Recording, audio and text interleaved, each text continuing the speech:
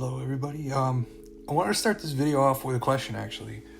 Instead of my normal intro and just starting to ramble.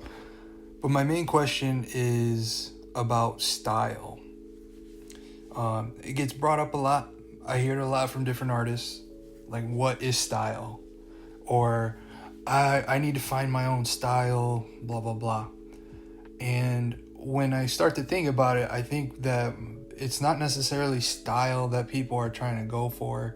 It's what they prefer to draw.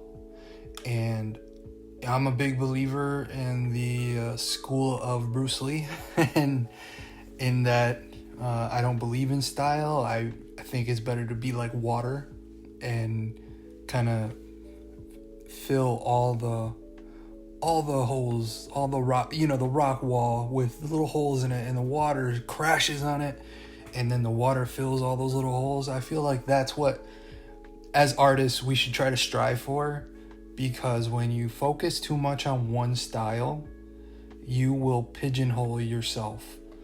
Just ask anyone that just draws anime. I bet the first thing they say is, I kind of wish I could draw this. Or animators, I wish I could draw this.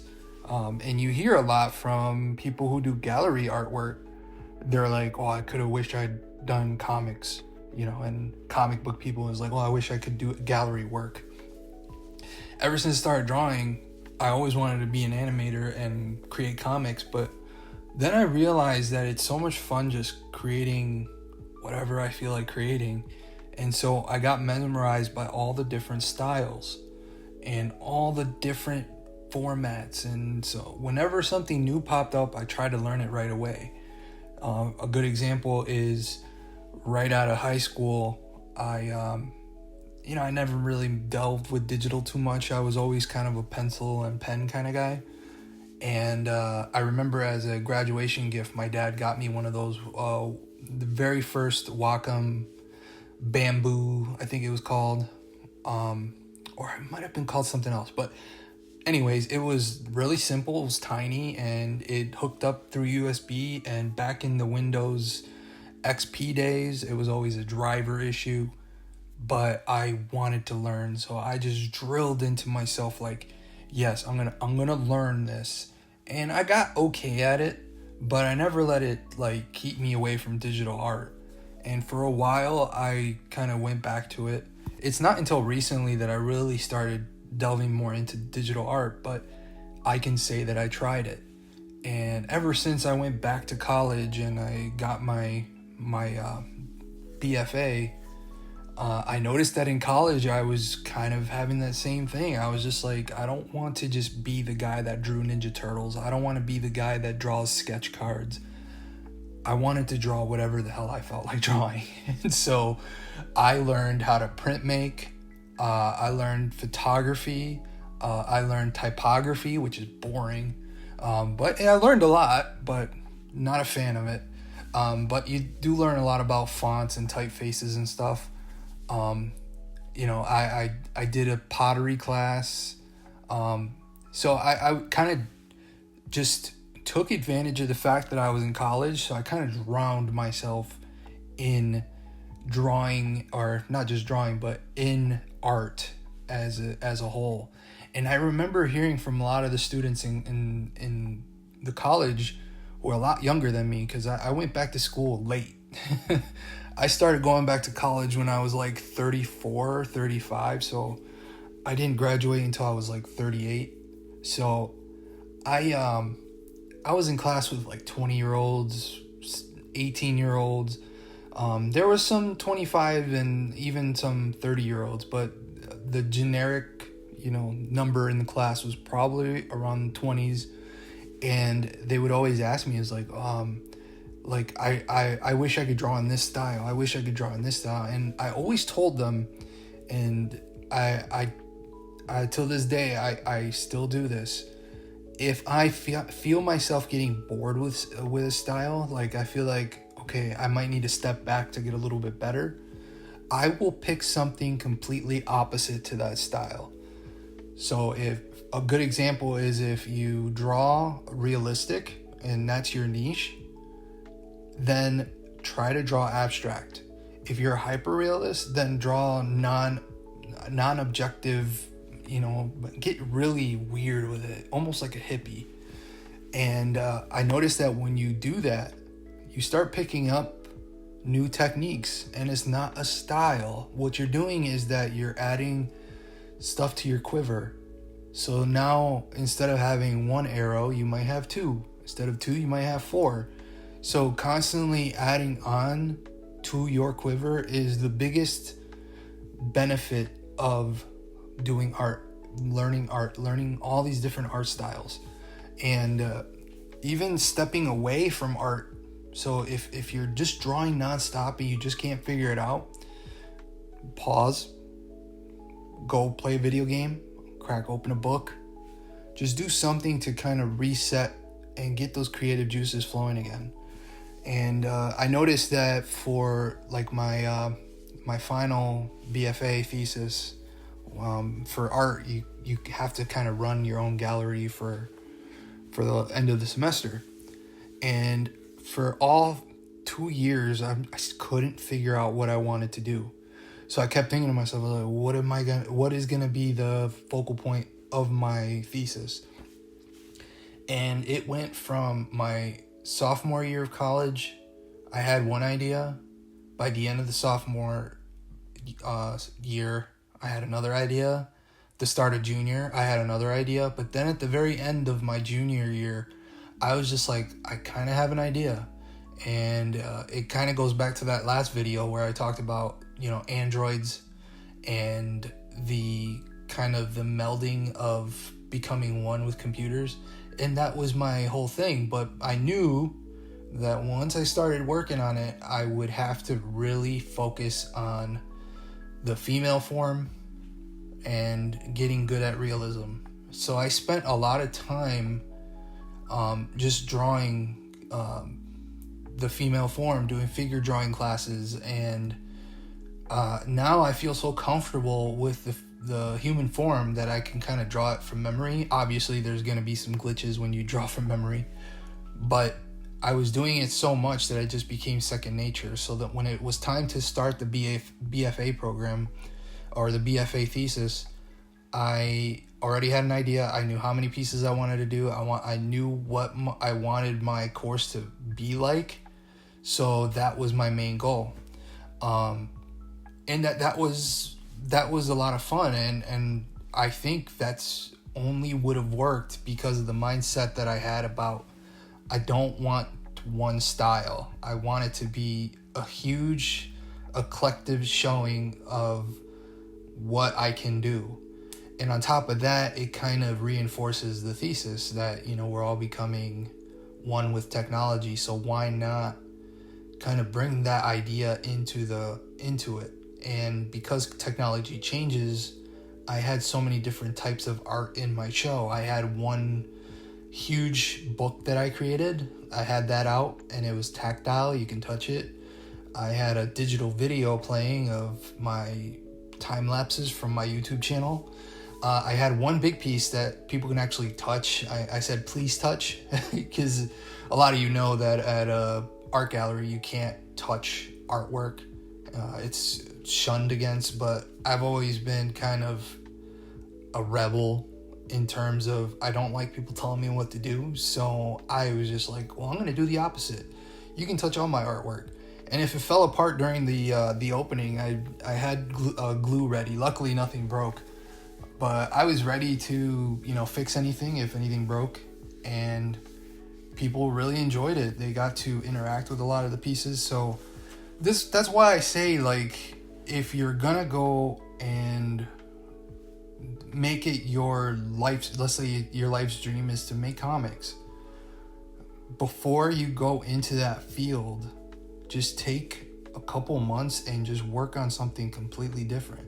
Do some oil painting, do printmaking. Printmaking's a lot of fun, especially silk screen or screen printing. I learned a lot in that class, especially, my biggest fear was drawing or writing something in reverse and it not showing up the right way on the t-shirt or the print. But I learned a lot about exclusivity because in printmaking, you learn a lot about, one of one, two, or one of 10 and two of 10. So I took that with me to, to my other artworks. And I feel like that is definitely going to help down the road when you create something that you're really proud of. And I've been really proud of a lot of the artists that I used to teach back before I decided to go to college. I used to teach in a art studio, which was also like an art store. And a lot of them now are either in college or they're grown now, and they still share their stuff on Instagram. And it makes me proud because I was preaching this even before college. I was just like, hey, so many of the kids in that class, and they were like 10, maybe 10 to 12 years old, all they wanted to do was draw on their iPads. So I took that and I was like, okay, we're all going to draw together, but I would always try to add the tactile portion of the class. So yeah, you can draw on your iPad, but I want you to take your idea to paper. And a lot of them were kind of, I don't want to draw on paper, but they were so happy by the end of the course. They were like, I noticed that my drawings got better when I drew on my iPad. And I was like, well, that's the whole point, because there's a huge disconnect when it comes to digital, and knowing what you do on paper is going to help you. That's why I think a lot of the best software engineers also know how to take apart a computer and also know how computers work. I know when we were younger as kids, we saw a car or an air conditioner or a computer, and we just thought it just worked magically. We didn't have an idea of all the components and all the parts inside that make it go. Well, knowing those things, then you're a lot more careful with it. And it's the same thing with art. If you know that this certain stroke's going to work a certain way, then you're going to try to not use that the next time. And a lot of those things do take some time to get used to. It might frustrate you for a while, but knowing your limit too is huge.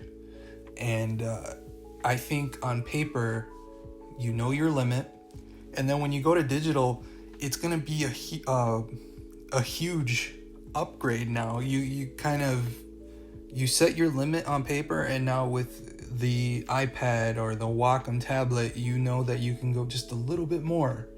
And then you can look up tutorials, or you can even look on my page and see what little tricks I've figured out, or people like Trent Kaniga, who has an awesome channel on how to use software like Adobe Photoshop and Sketchbook Pro. I think he does some Clip Studio Paint, but a lot of those programs are so robust that you can go from someone that's kind of doesn't have all the tools available in life, like in the real life drawing, and when you go to digital, if you know how to use those things, you can really up your game in terms of art progress and how your art looks. So that's what I really wanted to talk about, was art style. And I know that drawing digitally and drawing analog, it's not really an art style. I understand that. But knowing what tools you're using can really lead to what you eventually end up working on. So most people who draw on computer and iPads, they want to be animators. They want to be comic book creators. They want to make, covers for books, or graphic designers. And so that in itself is kind of a style. Digital artists are kind of falling in that niche of a style. I hear it a lot from my friends and family. They're like, "Oh, I love it when you post real artwork." And I was like, "What do you mean real?" Because I spent a lot of time on, and they were like, "Well, I didn't mean it that way." I'm like, "Well, some artists might take it personal when you bring up stuff like that."